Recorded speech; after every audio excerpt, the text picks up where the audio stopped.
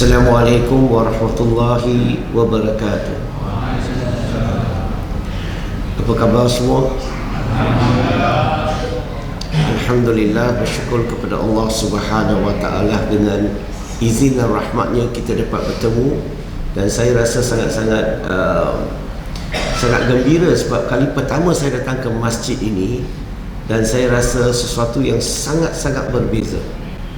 Saya tak jumpa masjid-masjid di Malaysia mempunyai setup sedemikian. Saya rasa satu pendekatan yang sangat elok, sangat bagus. Ingatkan saya tentang zaman Nabi Muhammad SAW mengenai Masjid Nabawi. Segala-gala urusan aktiviti dalam kawasan masjid. Tapi hari ini nampaknya di sinilah saya dapat, walaupun tak pergi ke Madinah, tapi di sini nama seolah-olah ini Masjid Nabawi bagi saya. Alhamdulillah. Dan kita dah kenal ke belum? Belum kenal lagi? Oh, ingat dah, kenal dah. Okey, sedikit pengenalan dalam diri saya. Nama saya Lim Jui Sun. Lim Jui Sun adalah nama saya sebelum Islam, nama lama. Selepas memeluk agama Islam, nama Islam saya sekarang adalah Lim Jui Sun. Sama ke beza? Kurang tepat, sikit beza. Tajwid dia beza. Saya tak tukar nama. Nak tahu tak kenapa saya tak tukar? Tak mau tahu? Mau tahu? Jawapan pendek, suka hati saya. Jawapan panjang, saya tak tukar nama sebab nama Islam ni adalah nama yang mempunyai makna yang baik, maksud yang baik. Tak semestinya perlu dalam bahasa Arab, tak semestinya perlu dalam bahasa Melayu. Yang penting makna yang baik, maksud yang baik. Saya tak tukar nama sebab saya nak ikut sunnah Nabi Muhammad SAW. Kalau kita lihat senario zaman Nabi Muhammad SAW, okey, ramai sahabat yang memeluk Islam daripada bangsa lain, kaum lain. Secara umumnya Nabi Muhammad SAW tak suruh mereka tukar nama. Selagi nama mereka ni tidak mempunyai unsur syirik, nama mereka ni tidak mempunyai makna, maksud yang tidak elok, baginda tak kacau nama orang. Buktinya Salman Al-Farisi. Kenal tak Salman Al-Farisi? Dia orang Arab ke Parsi? Dia kekalkan nama Parsi. Bilal bin Rabah, orang Arab ke orang Afrika? Dia kekalkan nama Afrika. Lim Jui Sun ni orang Arab ke orang Malaysia? Maksud saya, sunnah Nabi ni bila orang masuk Islam, kekalkan nama. Selagi nama tu tidak mempunyai unsur syirik, nama itu tidak mempunyai makna, maksud yang tidak elok, kekalkan. Supaya permudahkan mereka menyampaikan dakwah kepada masyarakat sendiri. Tapi budaya di Malaysia berbeza sedikit. Di Malaysia ni, uruf di sini adalah kita galakkan mereka tukar nama supaya mudah untuk kita mengenali dia Islam ke tak Islam. Supaya bila berlakunya kematian, kita tahu dia beragama Islam. Kalau dia masih kekalkan dalam agama nama lama, mungkin orang tak boleh bezakan. Betul? Tapi kelebihan Malaysia juga ada. Kita ada IC sekarang, semuanya akan bubur agama kat situ. Maka kalau berlaku kematian pun, walaupun dia tak tukar nama, lihat IC, tekan saja kat JPN, tahu dia agama apa. Maka itu pun boleh bantu menyelesaikan masalah. So saya tak tukar nama, saya kekalkan nama. Tujuannya nak permudahkan orang masuk Islam. Apa makna nama saya? Maksud nama saya Lim, nama keluarga, bukan nama saya, nama keluarga saya.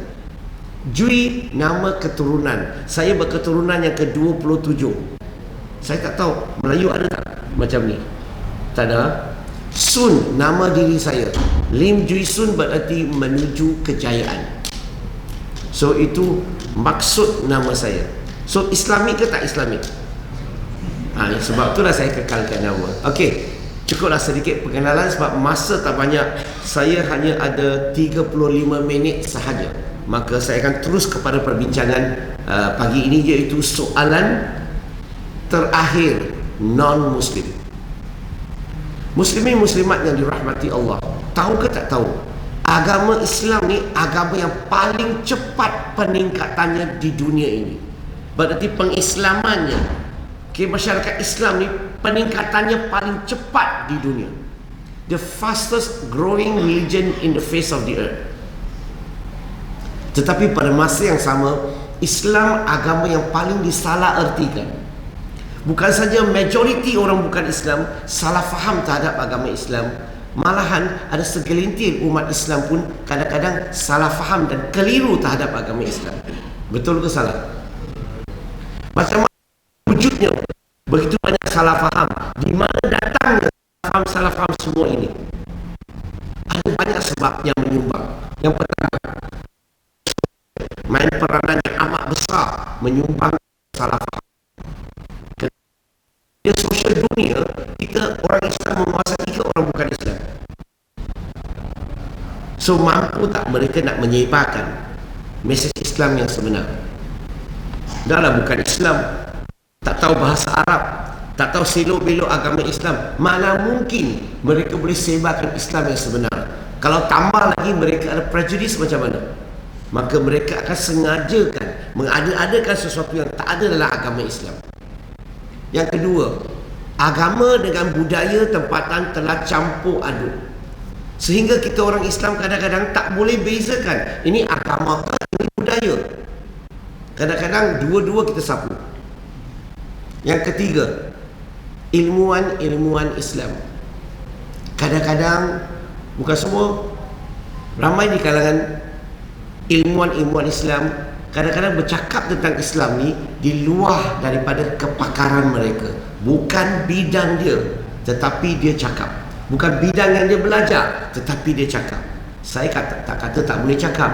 Kadang-kadang disebabkan bukan bidang kepakaran kita, kajian yang tak cukup, kita bagi pandangan yang kurang tepat, pandangan yang sempit, pandangan yang salah. Maka dia menimbulkan kekeliruan dalam masyarakat. Yang keempat, satu dunia menilai Islam bukan melihat sumber Islam, Quran dan Sunnah, tetapi mereka lihat watak kita orang Islam. Betul ke tak betul? So ini yang berlaku. Cara sedemikian menilai Islam, tepat ke tak tepat? Tak tepat. Satu lagi yang menyumbang kepada kekeliruan. Kalau saya lukis bulatan ini, kamu nampak tak? Kalau tak nampak, sudah dekat. Dekat. Okey, bulatan satu, ada bulatan dua. Ada dua bulatan ini, tapi kedua-dua bulatan ini bertindih. Faham tak bertindih? Ada sedikit bertindih. Maksud saya, bulatan sebelah kiri dituju kepada orang bukan Islam, bulatan sebelah kanan dituju kepada kita orang Islam. Yang bertindih ini adalah pergaulan antara orang Islam dan orang bukan Islam. Biasanya sedikit. Setuju? Okey, kita cuba lihat sebelah kanan di sini. Kita orang Islam bulatan ini. Majoriti ilmuwan, ustaz-ustaz, ustazah-ustazah, ulama-ulama, mufti dan sebagainya. Mereka berada di mana bulatan ini? Mereka dekat kepada orang bukan Islam ke? Mereka jauh daripada orang bukan Islam? Jauh. Dekat ke jauh? Masalahnya, mereka lah orang Islam yang paling banyak ilmu, paling layak menerangkan Islam kepada golongan bukan Islam. Masalahnya, mereka paling jauh daripada orang bukan Islam. Bila orang bukan Islam di sini ada soalan nak tanya, dia tanya siapa? Dia dapat tanya tak? Pakar-pakar kita? Tak ada. Dia tanya orang Islam yang biasa. Maka bila orang Islam yang biasa jawab, buat mereka yakin ke tambah keliru. Maka pagi ini saya nak bincang tentang soalan terakhir. Kenapa saya sebut begitu? Ramai di kalangan kita ingat, kalau boleh saya nak tunjukkan 1000 kebaikan Islam supaya mereka tertarik kepada agama Islam. Itu kita punya pemikiran. Sebenarnya cara begini, cara tradisional. Cara yang saya nak recommend hari ini, cara baru. Cara baru berarti selesaikan salah faham yang dia ada dulu. Contoh, kalau gelas ini kotor, kita akan tuang tak air bersih kat dalam dan kita minum. Apa biasa kita akan buat? Basuh dulu, cuci dulu, betul? Dah bersih, tuang air bersih baru kita minum, betul? Apa maksud saya? Hari ini di otak orang bukan Islam ada banyak salah faham. 5 hingga 10 soalan. Kalau kita tunjuk kebaikan, kamu tunjuklah 1000 kebaikan, dalam otak ni fikir apa? Tapi soalan saya 5 soalan, 10 soalan tak jawab, masih lagi tak ada jawapan. Maka mereka akan tertarik tak kepada Islam? So apa kita buat adalah selesaikan 5-10 soalan yang dia ada dulu. Kalau kita dapat selesai ini, macam kita basuh cawan tadi, dan bila kita tunjuk kebaikan, senang tak mereka tertarik kepada Islam? So ini cara contemporary, cara baru. Okey, apa soalan yang biasa ada daripada orang bukan Islam? Soalan yang terakhir. Soalan yang terakhir. Okay, salah satu soalan adalah mengenai ayat Quran, iaitu surah Al-Baqarah, surah yang kedua ayat 282. Ayat ini menceritakan tentang pinjaman atau transaksi. Dia kata kalau ada pinjaman atau transaksi, keadaan ini kita memerlukan 2 saksi lelaki. Kalau tak jumpa 2 saksi lelaki, 1 lelaki tetapi 2 wanita. Ayat ini jadi isu yang sangat besar di kalangan orang bukan Islam yang baca Quran. Dia kata, kenapa begitu? Kenapa 1 lelaki sama dengan 2 wanita? Bukankah lelaki dan wanita itu sama? So ini persoalan yang biasanya jadi soalan yang terakhir non-Muslim. Macam mana kita nak ulas? Yang pertama, ingat, kalau kita tak buat kajian, jangan gunakan otak kita sebarangan jawab saja. Jangan buat begitu. Kita kena buat kajian. Untuk menjawab soalan ini, kita tak boleh hujah tanpa hadis. Sebab hadis yang akan mengupas Al-Quran, akan menerangkan ayat Quran. Dan juga kita tak boleh lari daripada maqasid syariah. Apa tujuan syariah? Kalau kita dibimbing oleh hadis dan juga maqasid syariah, maka kita akan bagi jawapan yang tepat kepada mereka. Now, bila sebut tentang ayat Quran ini adalah konteks dia adalah tentang transaksi ataupun pinjaman, transaksi dan sebagainya. So dia punya konteks. Now, bukan semua keadaan 1 lelaki sama dengan 2 wanita. Dia hanya dalam keadaan ini sahaja. Dalam keadaan lain tidak. Contoh, wasiat. Surah Al-Ma'idah, surah ke-5 ayat 106. Dalam Quran sebut perlukan 2 saksi, lelaki ataupun wanita. Cerai, talak, surah ke-65 ayat nombor 2. Kalau sebut talak ni, kamu perlukan 2 saksi, lelaki ataupun wanita. Dia bukan semua keadaan, dia hanya keadaan transaksi itu saja. Dan dalam Islam ada keadaan lelaki tak boleh jadi saksi. Bila jenazah wanita, jadi saksi wanita. Maksud saya, bukan semua keadaan itu perkara pertama. Yang kedua, dalam Islam seorang wanita saksinya boleh diterima. Apa bukti? Zaman Nabi Muhammad SAW ada hadis sahih yang sebut tentang seorang lelaki, suami, pukul isterinya.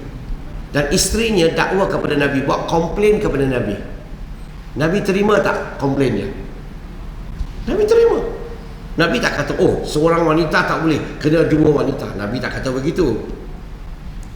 Dalam Islam, zaman Nabi Muhammad SAW ada seorang wanita, dia dipaksa oleh ibu bapanya untuk nikah dengan lelaki, seorang lelaki yang bukan pilihan dia. Maka dia tanya kepada Nabi Muhammad SAW. Dia kata, saya dipaksa. maka Nabi pisahkan mereka. Dakwaan seorang wanita saja. Dan sebuah hadis lagi, ada satu pasangan suami isteri, mereka kedua-dua ni semasa kecil ibu susuan di sini, betul ke bahasanya? Ibu susuan. Dan ada seorang wanita, dia komplain kat Nabi, dia beritahu Nabi bahawa saya kenal mereka berdua sejak kecil, mereka ni memang ibu susuan, satu ibu yang menyusu mereka. Maka Nabi pisahkan mereka. Berarti seorang wanita saksi boleh diterima. Tapi apa isunya soalan ini?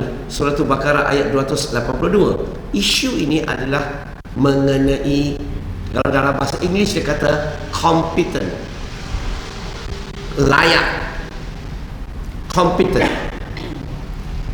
Kenapa dia perlukan saksi sedemikian? Kompeten ini, kalau kita tengok zaman Nabi Muhammad SAW, wanita ni biasanya suri rumah yang keluar bekerja, keluar buat trading, urus niaga, jual beli. Siapa? Pihak lelaki. Maka pihak lelaki lebih berpengalaman dalam konteks ini. Okey, lelaki lebih kompeten berbanding dengan wanita. Sebab itulah dia perlukan seorang lelaki, dua wanita. Bukan kerana wanita ada kekurangan. Kenapa dia perlu begitu?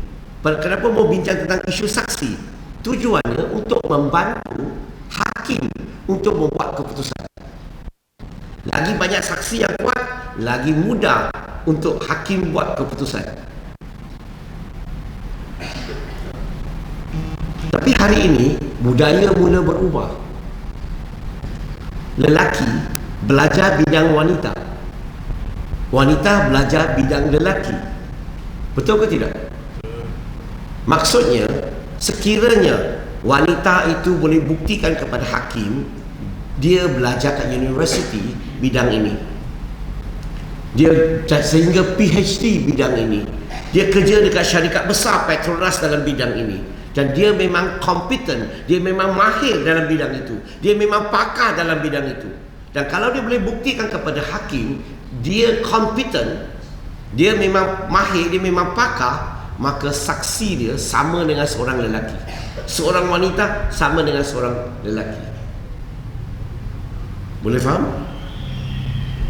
Satu lagi soalan yang sering kali dikemukakan oleh golongan bukan Islam di Malaysia, saya bagi konteks di Malaysia, adalah mengenai harta pusaka. Ramai orang bukan Islam nak masuk Islam, tapi mereka risau tentang harta pusakanya, harta dia. Kalau dia mati, harta tu pergi mana? Maka harta tu boleh tak dikembalikan kepada ahli keluarga dia yang bukan Islam? Boleh ke tak boleh di Malaysia? Hello? Tak boleh. Tak boleh. Dia tidak boleh dibahagikan faraid pun kepada keluarga yang bukan Islam. Kalau dia tak ada anak, Baitul Mal akan ambil semua. Maka non-Muslim risaulah. Tiba-tiba saya dibesarkan oleh mak bapak belanja wang bagi saya belajar. Bila habis belajar, mak bapak bagi modal saya berniaga. Tiba-tiba saya jadi jutawan or millionaire or billionaire. Tiba-tiba saya masuk Islam, saya mati, 1 sen pun mak bapak ahli keluarga saya tak boleh dapat. Sebab itulah ini yang jadi kerisauan bagi mereka yang nak masuk Islam. Macam mana kita nak bantu dia? Apa penyelesaian yang kita boleh bagi? Yang pertama, kita kena faham dulu. Ini bahagian pertama saya cakap untuk you faham, bukan you terangkan kepada orang bukan Islam. Yang pertama ni, dia mengenai hadis sahih tu yang sebut tentang kita orang Islam tak boleh mewarisi harta orang kafir, dan orang kafir tak boleh mewarisi harta kita orang Islam. Ini hadis. Vice versa lah, kita tak boleh mewarisi harta dia, dia tak boleh mewarisi harta kita. Itu yang pertama. Yang kedua, ulama mula kupas perkataan kafir. Apa yang Nabi cuba cakap ni? Kafir mana satu? Kafir harbi ke kafir zimmi? Maka didapati bahawa rujukan Nabi adalah kafir harbi, kafir yang memerangi kita, macam Zionis di Israel.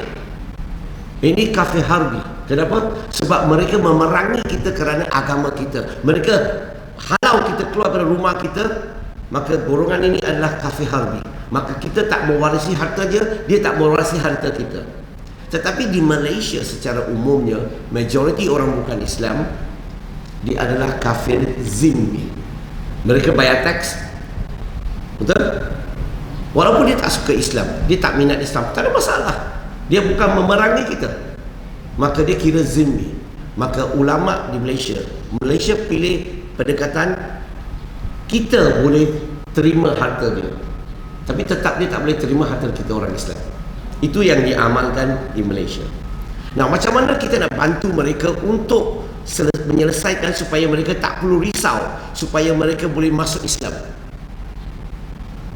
Ada banyak jalan keluar dalam Malaysia. Yang pertama, bagi tahu dia, kalau kamu masuk Islam, perkara pertama kamu boleh buat adalah kepada mak bapak adik-beradik kamu kat rumah, adalah kamu boleh buat hibah.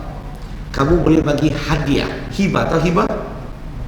Artinya kamu nak bagi mak sebiji rumah, bapak satu kedai, adik-beradik satu kereta. Itu terpulang. Hibah kamu boleh bagi bila kamu masuk Islam. Itu penyelesaian yang pertama. Yang kedua, dia boleh selesai adalah dia boleh buat wasiat. Dalam Islam, wasiat ini maksimum 1/3. Dan dia boleh bagi sesiapa yang dia suka, Muslim atau non-Muslim. Kamu boleh buat wasiat. Itu maksimum 1/3. Sebenarnya yang pertama tadi, hibah dengan wasiat, sudah cukup banyaklah kamu boleh bagi. Betul ke tidak? Tapi orang tu kata, tak nak Lim, semasa saya hidup, saya yang akan uruskan harta tu. Saya tak nak bagi dulu, saya nak bila saya mati. Dalam Islam, di Malaysia, kita ada satu produk lagi, nama dia dipanggil trust. Orang sini pernah dengar tak perkataan trust? Tak pernah dengar? Tak biasa? Okey, macam ni, saya gunakan bahasa biasa. Hibah adalah semasa kamu hidup kamu bagi. Trust ni macam hibah juga, tetapi bila kamu mati, harta tu akan dipindahkan kepada orang yang kamu telah hibahkan. Boleh faham tak? Maka apa yang kamu nak risau sekarang? Berapa banyak harta kamu ada? Kamu boleh pindah siap-siap, bawa pergi ke amanah raya.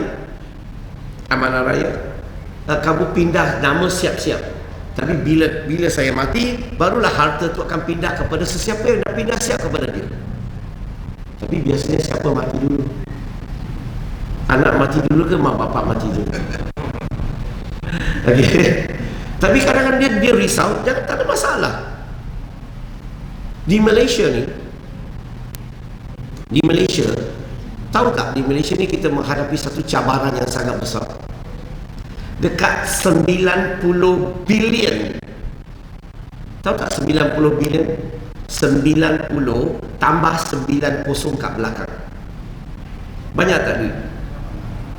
90 bilion harta dan wang orang Islam dibekukan.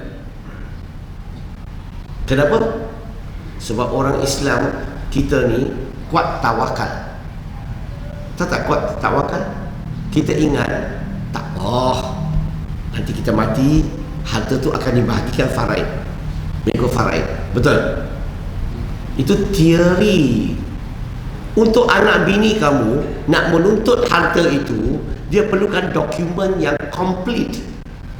Dia perlukan semua dokumen secara original, bawa kepada amanah raya contohnya, atau bawa kepada pemerintah, dan itu semua akan dibahagikan bila mereka boleh kemukakan dokumen yang complete, yang sempurna, yang original. Tapi kita menghadapi masalah paling besar, bila suami dah mati, isteri nak tuntut harta tak boleh, anak nak tuntut harta tak boleh, sebab tak ada dokumen original. Muslimin muslimat yang dirahmati Allah, saya nak nasihati saya dan juga muslimin muslimat, kalau masih hidup sekarang, kalau ada sedikit kemampuan, semua harta yang kamu ada, pergi buatlah hibah ke, wasiat ke, trust ke, buat dulu. Bila kita semua yang harta yang besar-besar ni dah selesai, kalau kita mati, tinggal sikit saja, yang berapa sikit saja, maka dia tak jadi masalah bagi anak bini. Masalah kita hari ini 90 bilion harta dan wang dibekukan sebab kita tak buat apa-apa. Bila kita dah pergi, harta tu tak boleh dipindah kepada sesiapa sebab tak ada dokumen penuh original. Saya galakkanlah kalau boleh buat sesuatu sekarang. Sekarang ada banyak syarikat yang dilantik oleh kerajaan ataupun amanah raya. Pergilah sana, ambil information, pergi buat dulu. Macam saya dah selesai dah. Anak-anak saya segala-galanya, sebab saya tahu saya tak mungkin hidup lama kan. Bila-bila boleh mati, saya selesai dulu, supaya kalau saya mati pun anak bini tak ada isu. Anak-anak saya tak perlu risau tentang apa, sebab dah pindah nama siap-siap. Dan di Malaysia kita ada jalan keluar lagi. Salah satu jalan adalah dipanggil discretion, budi bicara. Contoh kalau dia tak sempat buat hibah, dia tak sempat buat wasiat, dia tak sempat buat trust. Di Malaysia kita ada satu lagi dipanggil budi bicara, iaitu kita boleh bawa kes itu kepada pemerintah. Okey, biar pemerintah tu gunakan budi bicara tu. Okey, apa nak buat dengan harta tu. Contoh di satu negeri, tak mau sebut nama, ada seorang lelaki masuk Islam. Dia masuk Islam dah 12 tahun, tapi anak bini dia bukan Islam. Dan anak bini pun tak tahu dia masuk Islam. Tiba-tiba dia heart attack, dia meninggal. Rumah tu, kereta tu atas nama suami dia. Maka sebab isteri anak perempuan bukan Islam, maka Baitul Mal nak ambil rumah tu, nak ambil kereta tu. Saya nak tanya, kalau kita ambil rumah, ambil kereta, anak bini ni nak pergi mana? Anak bini dia akan suka Islam ke benci Islam? Keluarga dia, masyarakat bukan Islam sana, apa pandangan mereka? Ini harta memang suami dia punya. Kenapa isteri dia tak dapat? Tak, suami dia masuk Islam tanpa pengetahuan isterinya. Maka ada NGO bawa isu ini kepada pemerintah. Dan pemerintah tu gunakan budi bicara. Okey, anggap anak dia, isteri dia sebagai mu'alaf, dan mereka pulang balik sebagai hadiah kepada anak bini dia. Barulah perkara itu selesai, tak ada isu. Kamu tak dengar isu itu sebab kita bawa kepada pemerintah. Satu lagi, di satu negeri, satu kes lagi berlaku. Pakcik ni masuk Islam, dia meninggal. Kereta yang dia bawa tu, satu kereta je lah, harta tak banyak pun, dah lama pun kereta tu. Okey, atas nama bapak dia, tetapi yang beli, yang bayar anak dia. Anak dia bukan Islam. Tapi bila dia meninggal, Baitul Mal negeri itu memang special, world class. Tak perlu tunggu orang datang minta, pergi cari keluarga dia, pulang balik kepada keluarganya. So kita kena bagi jalan keluar supaya mereka tak perlu risau. Kalau saya masuk Islam, tiba-tiba saya meninggal, harta saya boleh pindah kepada sesiapa yang dia nak. Sebab mak bapak besarkan dia, mak bapak yang sokong dia, dan dia nak bagi sebahagian kepada mak bapak dia, kepada adik-beradik dia, teruskan. Tetapi saya tak galakkan dia bagi semua. Saya tak galakkan dia bagi semua. Saya nak pastikan dia simpan sebahagian untuk isteri dia, untuk anak dia. Jangan-jangan kamu dah meninggal, anak bini tak ada tempat tinggal, anak tak ada, bini tak mampu nak sokong dia untuk belajar, apa akan jadi? Sebab itulah walaupun kita nak bagi kepada sesiapa yang kita suka, ada haknya. Tinggalkan sebahagian harta kepada isteri dan kepada anak. Itu cadangan saya. Di soalan yang kedua, berapa minit lagi? Ada satu soalan lagi. Ini jadi soalan yang seorang sahabat saya, dia ni seorang doktor, dia belum Islam. Dia pernah tanya seorang ustaz soalan ini. Dia kata, kenapa dalam Islam membenarkan kita orang lelaki Islam bersetubuh dengan hambanya? Betul tak dalam Islam dulu? Betul kan?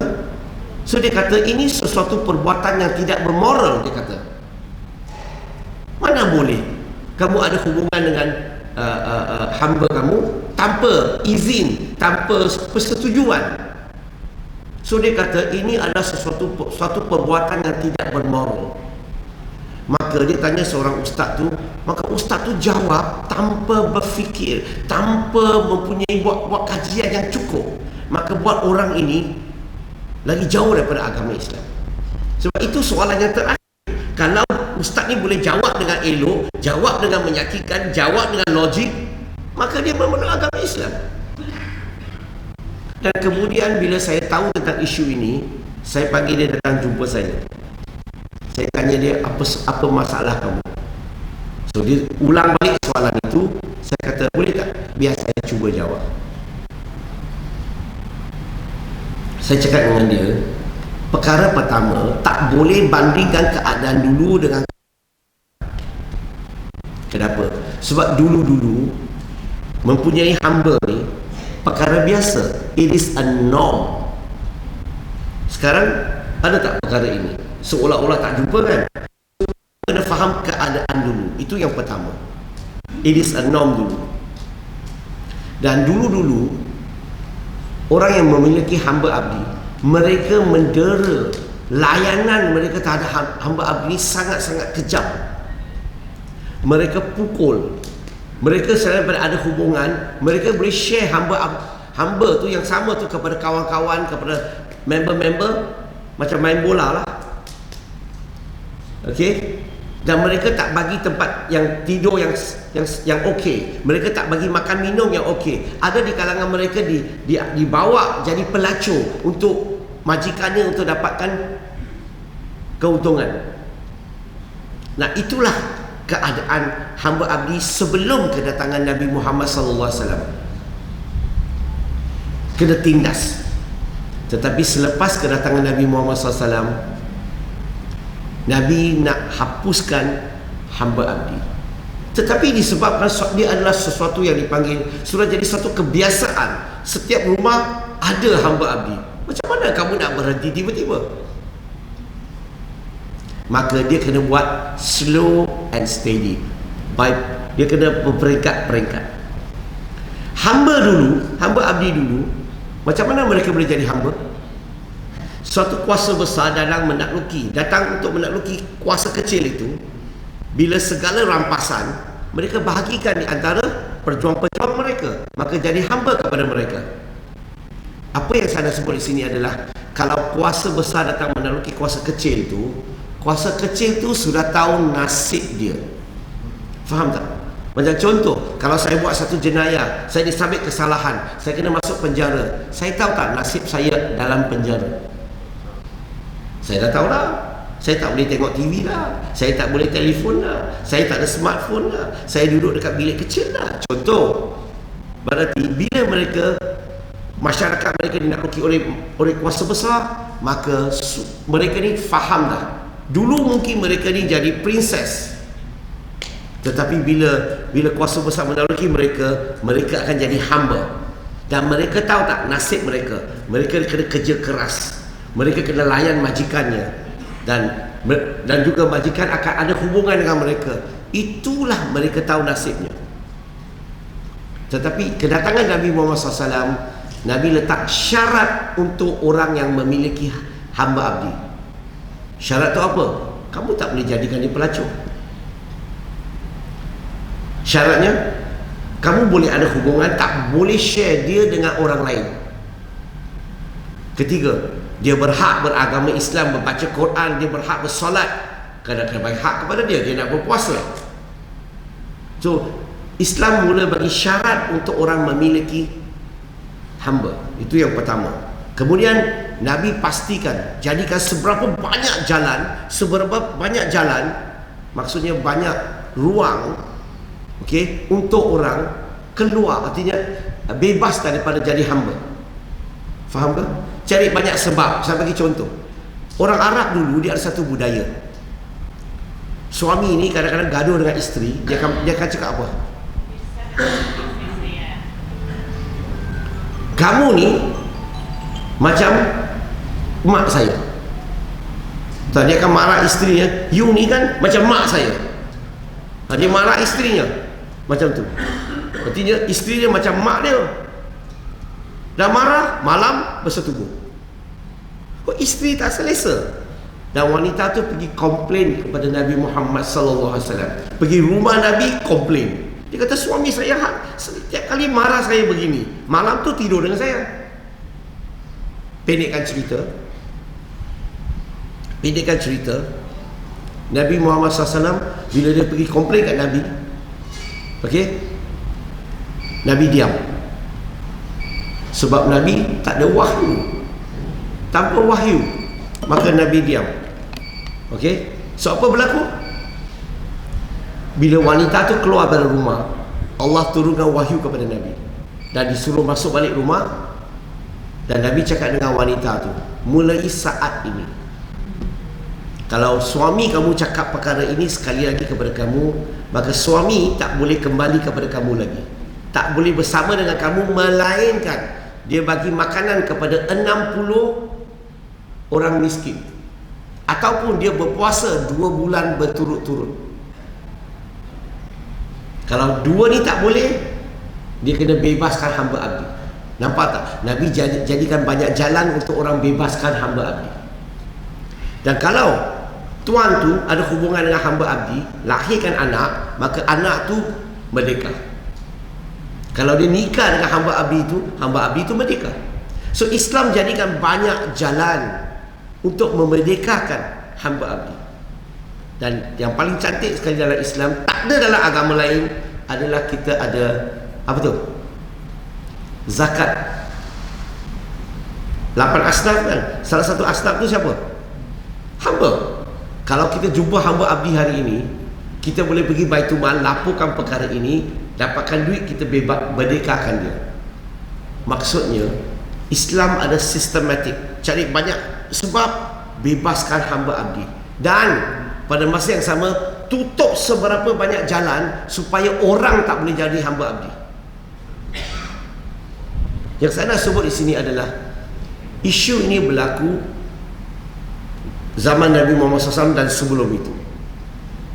Tapi persoalan saya, ada tak mana-mana agama yang memperjuangkan untuk membebaskan hamba abdi? Agama-agama utama dunia telah wujud, tak ada satu pun berjuangkan perkara itu, melainkan Islam yang dibawa oleh Nabi Muhammad sallallahu alaihi wasallam. Ingat lagi tak Imam Hasan Basri?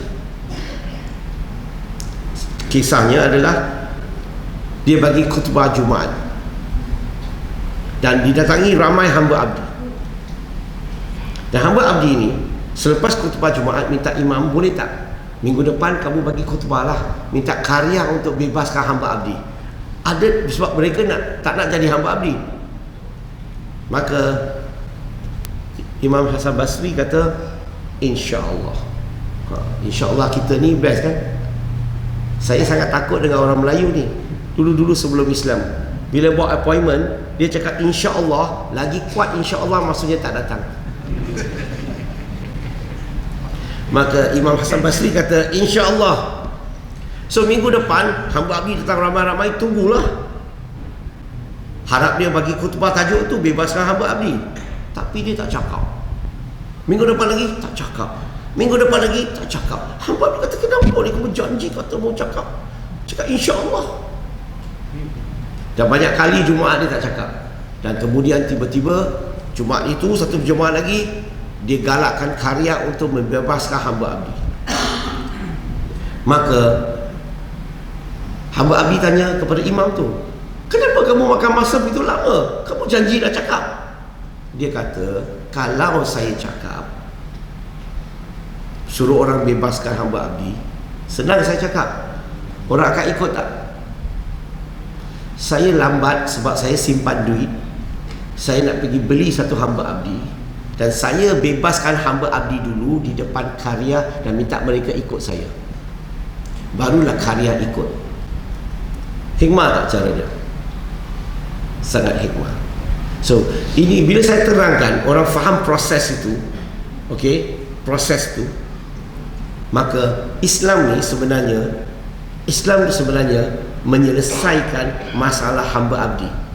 Dan kalau kamu tengok keadaan ini, ada hubungan dengan hamba abdi ini suatu kebiasaan, tetapi Islam letak syarat, dan yang paling penting untuk bebaskan hamba abdi.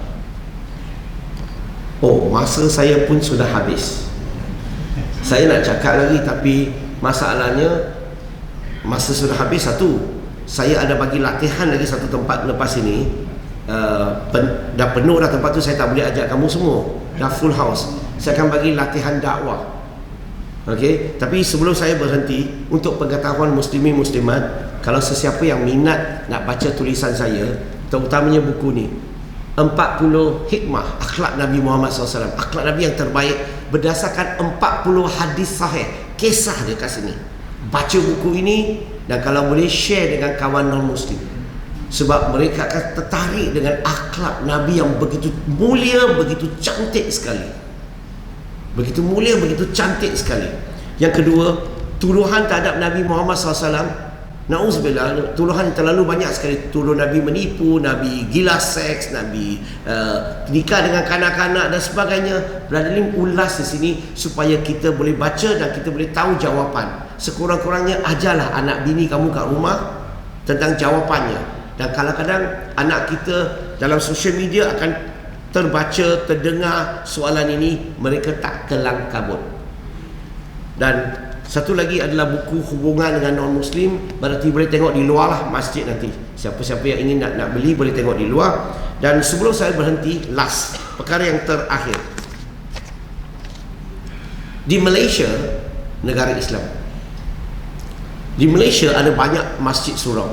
Memang banyak. Belajar Islam, banyak kuliah dalam masjid surau. Ada sekolah pondok, ada sekolah tahfiz, ada institut, ada college, ada universiti. Setuju? Nak belajar bidang-bidang apa, semua ada. Satu bidang aja tak ada. Kita kekurangan sesuatu. Kita tak ada missionary school. Kita tak ada satu sekolah yang melahirkan pendakwah yang boleh bercakap, berhujah, berdialog, berdebat. Tarah. Lahirkan pendakwah yang macam Sheikh Ahmad Didat, pendakwah macam Dr. Zakir Naik, macam Dr. Gary Miller. Semua ni pakar-pakar dakwah berdialog. Tak ada. Tetapi agama jiran kita Kristian ada banyak missionary school. Sebab itulah statistik Banji 2010 kita orang Islam kalah teruk-teruk. Sebab di Malaysia masa tu 30 juta, 18 juta orang Islam, orang Cina 7 juta. Sikit je. Yang 7 juta ni masuk Islam hanya 42,000. Masuk Kristian 700,000. Maksudnya satu Cina masuk Islam, 16 Cina masuk Kristian. Kita kalah berapa? 16-1. Di mana? Negara Islam. Kita majority ke minority? Kita majority. Mereka super minority. Serius tak? Bukan saja itu, yang paling teruk, kebenaran kalah kepada kebatilan. Tauhid kalah kepada syirik. Saya nak tanya, masalah kat mana? Masalah Islam tak betul? Atau masalah kita orang Islam yang tak betul? Sebab itulah 2 tahun yang lalu saya telah bina satu dakwah akademi international. Ini missionary school di Kuala Lumpur, di Wangsa Maju. Kami beli bangunan 3 tingkat khas untuk melahirkan pendakwah. Melahirkan pendakwah yang boleh menyampaikan, boleh berhujah, boleh berdialog, dan boleh wakil Islam untuk berdebat dan sebagainya. Dan saya nak ajaklah muslimin muslimat, bagi mereka yang ingin nak bersama dengan kami, ingin nak melabur bersama dengan kami untuk saham akhirat, ambil peluang ini. Bangunan yang kami beli itu 3 tingkat tu, kami sudah bayar 60%. 60%, tinggal 40%. Bagi sesiapa yang ingin nak infak atau nak melabur saham akhirat ataupun nak bayar zakat, ambil peluang ini dekat sini. Kamu boleh bayar di sini dan WhatsApp di sini. Masih lagi tinggal 400 lot. Satu lot 2,000, 400 lot. Siapa-siapa yang ingin nak melabur untuk saham akhirat, silakan. Nak bayar zakat juga boleh. Yang kedua, bagi mereka yang nak bersama dengan kami, nak dapat segala-gala yang kami buat setiap tahun dakwah ni, program yang kami buat semua tu, Bagi mereka yang nak sumbang RM1 sehari ke, RM2 sehari ke, RM3 sehari, dekat sini pula. Okey, pergi ke sumbang.dakwah.my, sumbang.dakwah.my, dan kamu akan tengok semua tu, dan kamu boleh pilih mana satu yang kamu nak sumbang. Sebab apa? Tak pedulilah berapa kecil pun sumbangan tu, apa yang kami lakukan, kamu semua akan dapat satu bahagian yang sama. Saya nak ajaklah muslimin muslimat, bukan saja kita nak usaha untuk dunia ni, kita juga kena usaha untuk akhirat kita. Okey, so itu saja perkongsian pagi ini, dan maaf kalau saya terkasar bahasa sebab saya ni orang Melaka.